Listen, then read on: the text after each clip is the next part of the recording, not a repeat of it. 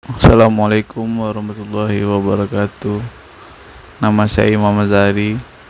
Baiklah, saya di sini akan menjelaskan tentang Islam dan tradisi lokal Minangkabau.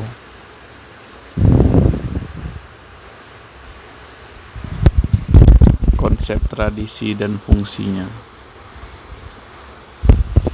Adat Minangkabau terbentuk berdasarkan falsafah alam Minangkabau. Alam takambang jadi guru. Bagi orang Minangkabau, alam adalah segalanya, bukan hanya sekedar tempat lahir dan tempat mati, tempat hidup dan tempat berkembang saja. Oleh karena itu, falsafah ini menjadi dasar pemikiran adat Minangkabau. Sebelum orang Minangkabau memeluk Islam, raja mereka Alua Jopatui dan datangnya Islam. Tuntunan orang Minangkabau adalah Al-Quran dan hadis. Ini diungkapkan dalam pepatah Minangkabau, syarak mangato adat memakai. Syarak mengacu kepada ajaran Islam dan berlandaskan Al-Quran dan hadis. Jadi apapun yang diajarkan dalam agama Islam digunakan juga sebagai landasan adat Minangkabau. Oleh sebab itu, falsafah Minangkabau menjadi alat basandi sarak basandi kitabullah.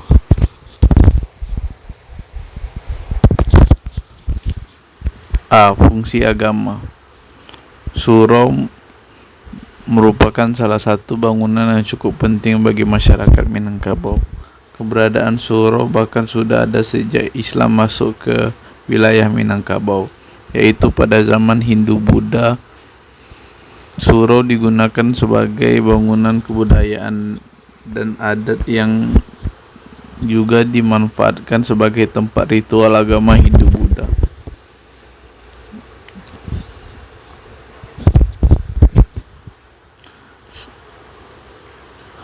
Surau menjadi tempat pembelajaran adat musyawarah dan membahas hal-hal yang dapat memberikan solusi ideal dan problem sosial yang terjadi dalam masyarakat Minangkabau. B. Fungsi dan adat kekeluargaan. Adat adalah landasan bagi kekuasaan para raja atau pimpinan masyarakat adat dan dipakai dalam menjalankan kepemimpinan masyarakat, dan landasan adalah tradisi yang diwarisi secara turun-menurun serta syariat Islam yang sudah dianut oleh masyarakat Minangkabau. Aturan adat dibangun berlandaskan pada 3 ketetapan ulama Minangkabau.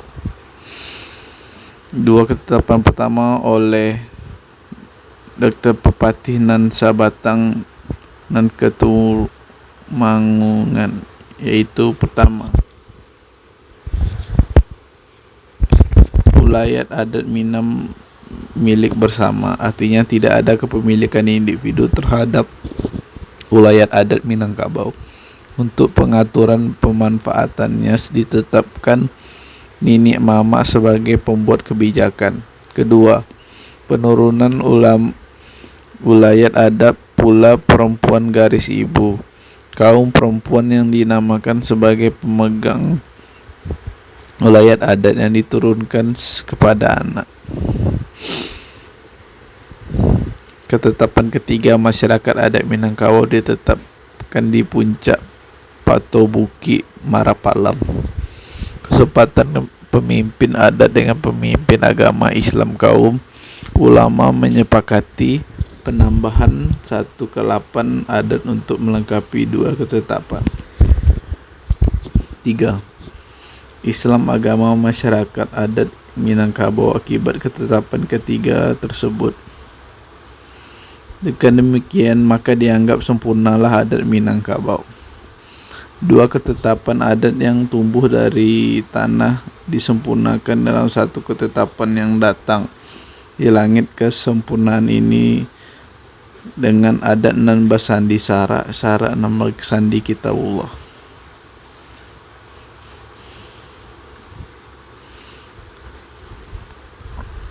Kepemimpinan masyarakat menguji pada majelis musyawarah yang memiliki peran masing-masing.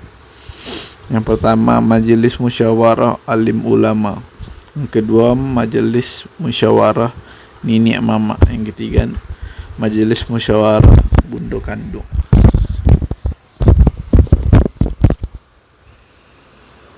Jejak Islam dan tradisi Minangkabau. Acara kelahiran. Pada beberapa negara, kebiasaan sebelum mengadakan upacara kelahiran melaksanakan upacara kehamilan lebih dahulu. Dengan demikian, rangkaian upacara kelahiran adalah sebagai berikut.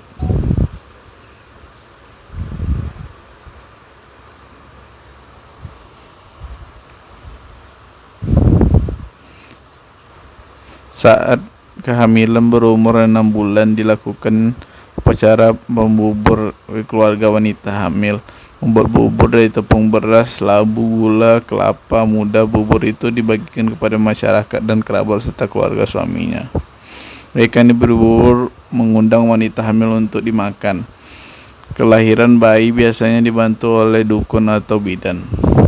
Setelah bayi berusia 40 hari, dilaksanakan upacara turun mandi di tepian sungai. Upacara selanjutnya adalah pemotongan rambut bayi, yang disebut pemotongan gambak. Rambut yang sudah dipotong ditimbang dan diganti dengan emas seberat rambut tersebut, yang dibayarkan kepada orang yang memotong rambut.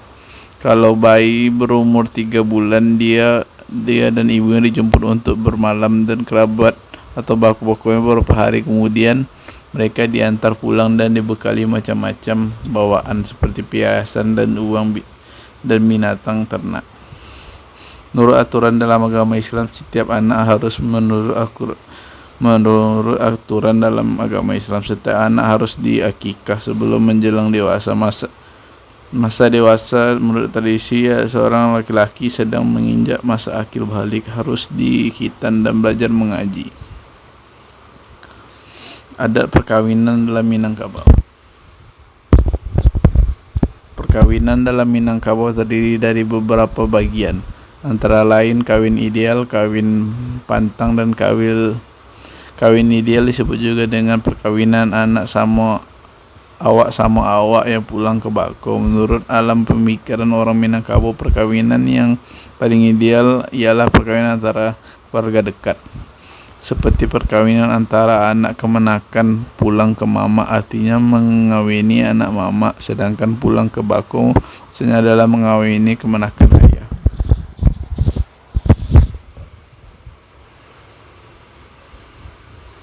Tingkat perkawinan ideal tersebut ialah perkawinan yang mengambil arti kakak beradik, dan laki-laki dan perempuan menikah secara bersilang dengan kakak beradik laki-laki dan perempuan. B. Urutan ialah perkawinan orang seorang kampung, senagari, seluha, meskipun tidak dilarang. Dalam kata lain, perkawinan ideal bagi masyarakat Minangkabau adalah perkawinan antara awak sama awak. Perkawinan yang dilarang ialah perkawinan menurut hukum perkawinan yang telah umum mengawini ibu atau ayah, anak saudara seibu dan sebapak, saudara seibu dan sebapak, adik dan kakak mertua dan menantu, anak tiri dan ibu bapa tiri. C. Adat kematian dalam Minangkabau. Upacara kematian masyarakat Minangkabau merupakan sebuah upacara persembahan terakhir untuk dilakukan dalam adat Minangkabau. Seorang sanak saudara menghadapi kematian, maka seluruh yang baik atau yang dirantau tidak akan berkumpul untuk melepas dari memaafkan beliau yang sudah meninggalkan kita. Kegiatan kematian ini dilakukan dengan 2 upacara, yaitu upacara secara agama dan adat istiadat. Upacara secara agama tahap memandikan jenazah perempuan, maka memandikan anak saudara perempuan. Tahap mengafani di tahap seorang petinggi adat. Adat kegiatan ekonomi. Dalam falsafah adat Minangkabau, kesederhanaan ditunjukkan oleh balabi ancak-ancak bakurang sio-sio, diagak mangko diagih, dibalik mangko dibalih, bayang-bayang sepanjang badan, terberlebihan kurang-kurang sia, dihitung dulu baru dibagi, dibalik dulu baru dibelah, bayang-bayang sepanjang jalan. Arti filosofis hidup sederhana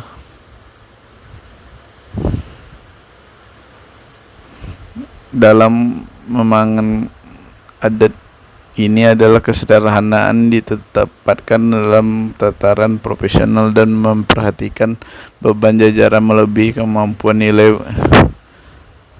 nilai berhemat yang diakui dalam falsafah adat Minangkabau yang dikutip dalam pepatah petitih berikut. Berhemat sebelum habis, sediakan payung sebelum hujan. Berhemat sebelum habis, sediakan payung sebelum hujan. Maknanya adalah sikap hidup hemat dilakukan untuk menghindari ketiadaan atau kemelaratan di masa tua. Sedangkan nilai menjauhi kepemborosan juga dikenal dengan falsafah adat Minangkabau berikut ini. Waktu ado jan dimakan, lah habis baru dimakan. Maksud fatwa ini adalah ketika tenaga masih kuat dan usia masih muda, bekerja